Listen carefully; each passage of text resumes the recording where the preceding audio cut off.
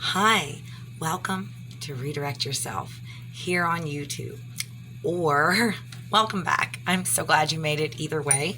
My name is Donna San Salvador, and I am a counselor by trade. But on this channel, I am here to simply give you information about mental health tips, coping skills, and just general information about how feelings work and communication. My goal here is to keep the videos nice and brief so that you can watch them on the go and get a little something that you can start to implement immediately.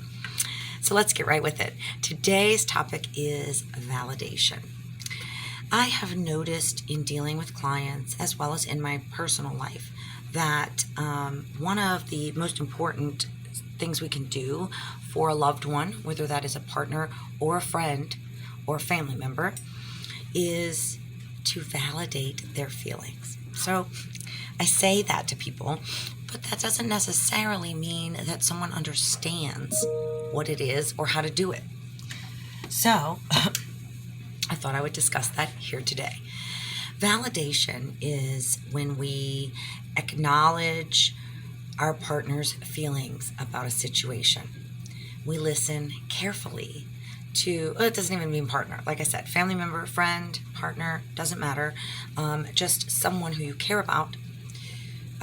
So we listen to their feelings about the situation and acknowledge their feelings and remain present, be in the moment, make sure that you don't interrupt, that you are actually fully engaged in active listening, have patience while they're talking, and try to keep yourself focused and on topic.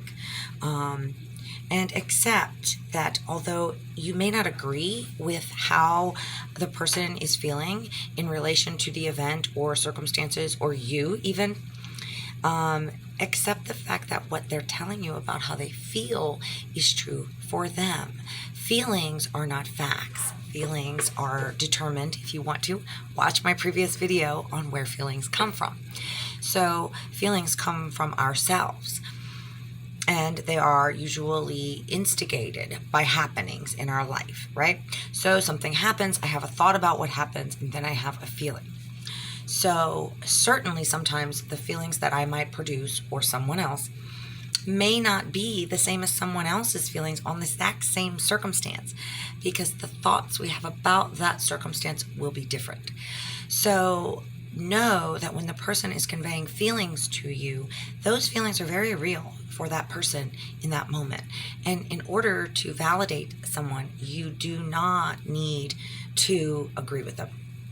So it's important that people validate each other in relationships, any kind of relationship, because when it's difficult to talk about a topic, when we do this, we talk about difficult, painful topics that may involve disagreements. In fact, we cut the problem, not necessarily in half, but we reduce the problem by being able to openly talk about our feelings. And doing this for each other at various times in the relationship will bring a sense of security and refreshment to the relationship, in knowing that even if the other person doesn't agree with how you're feeling about a situation, they will still be there for you in presence and will validate you even if it's not something that they agree with. And so, when someone feels validated by a trusted friend or partner or family member, their pain is diminished. When that doesn't happen, then often it can make it a little worse. So how do you validate? Well, let's say Susie Q comes to me and tells me that she feels cursed because she's had so much bad luck.